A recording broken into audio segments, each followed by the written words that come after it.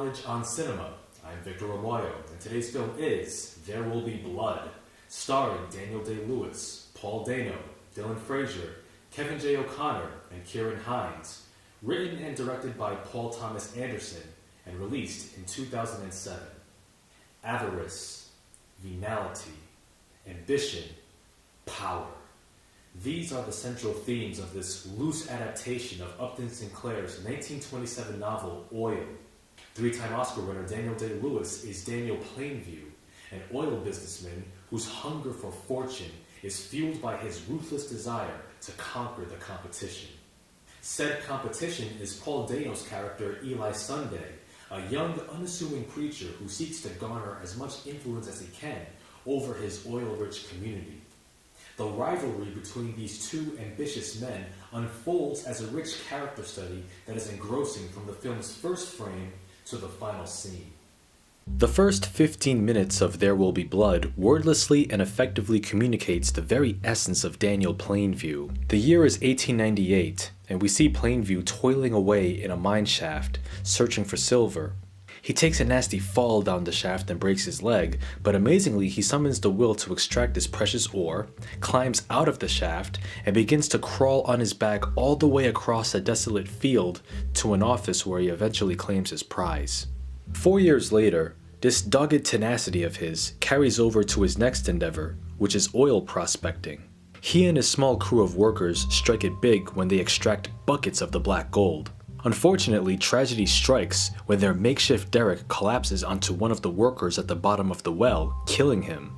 Afterwards, Plainview adopts the infant son of the dead worker and later names him HW. Fast forward to 1911, and we now see Plainview as a successful oilman with his own company.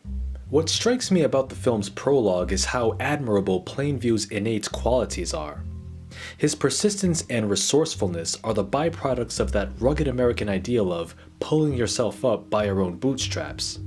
However, those same qualities also serve as the foundation for his more vile characteristics, his ruthlessness, his greed, and his gift of manipulation. Regarding that third quality, Plainview shrewdly uses his adopted son as a cute mascot to sell the image of a family-oriented business to the small, remote community of Little Boston, California, where he sets up shop and meets his eventual rival, Eli Sunday, but more on him later. Now, numerous reviews of the film describe Plainview as a misanthropic, soulless bastard whose only ambition is to get rich at all costs, everything else be damned. While this is certainly true for the most part, there are numerous moments throughout the film that reveal traces of his humanity. For example, the relationship between Plainview and HW conveys a genuine love and concern between father and son. When they're hunting for quail and discover oil on the Sunday family's property, Plainview seems to be grooming HW to be his successor as they plan their next move. Later on, after an explosion robs HW of his hearing, the oilman anguishes over the boy's condition and tries futilely to make him better. Plainview's need for connection is also evident when his half-brother Henry pays him a visit and becomes his new right-hand man. It's moments like these that add a little more color to the black and white perceptions of the oilman. Nevertheless, Plainview is driven by the pathological mantra of, "It is not enough that I succeed, others must fail." Living up to his name, he destroys both of these connections with his plain, narrow-minded views of the world. He is cruelly efficient. Whoever outlives their usefulness to him, or becomes an inconvenience, Plainview disavows and discards them. Still, even when Plainview confesses to Henry that he hates people so much that he wants to get away from everyone, he contradicts himself in one solitary moment when he weeps after reading his half-brother's diary. Also, during the long take where Plainview's oil pipeline is being built, HW lashes out at his dad when he embraces him. All the while, the camera is placed at a far distance from the father and son, illustrating the permanent rift between them. Deep down, it appears that family is the sole exception to Plainview's misanthropy. As for Eli Sunday, it's easy to view him as a complete charlatan who doesn't mean a word of what he preaches. Personally, I didn't get this impression from Eli. I got the sense that he was actually earnest. However, it was clear to me that Eli understood just how much sway religion has over his community, especially one that's populated with poor, working-class men and women. He styles himself as a faith healer who has a direct hotline to God. While Eli has the rest of these so-called rubes fooled, only Plainview sees him for what he truly is. The snake recognizes the snake oil salesman. The animus between Eli and Plainview is one that is defined by their desire for control over the community of Little Boston. As the oil businessman assumes direct control over the people's lands and properties, Eli attempts to win the hearts and minds of his flock as he encourages several of Plainview's employees to join his church. What Eli lacks, however, is Plainview's riches and means.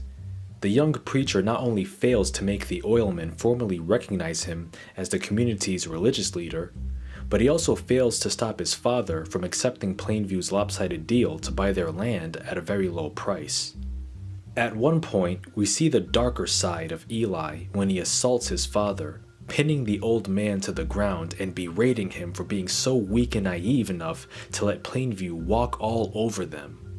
In his anger, Eli impotently rages because of how powerless he was in the face of the oilman's profitable machine.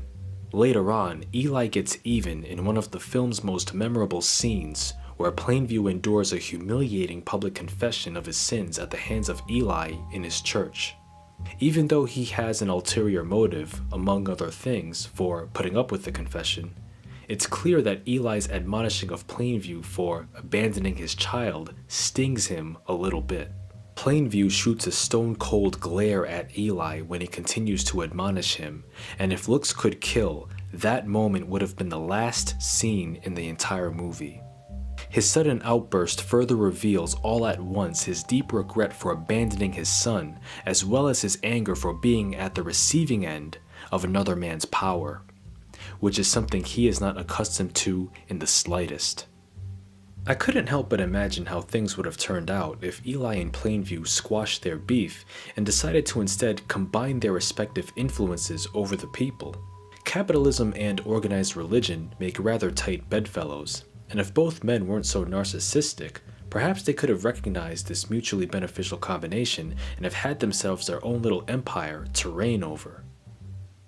Then again, there's never room at the top for more than one. There Will Be Blood is, without hyperbole, a true modern classic. It really is one of the most distinctive films of the last decade, as well as one of my personal favorites. If you haven't seen the movie already, by all means go do so, and if you have already seen it, by all means see it again. And once again, thank you for watching.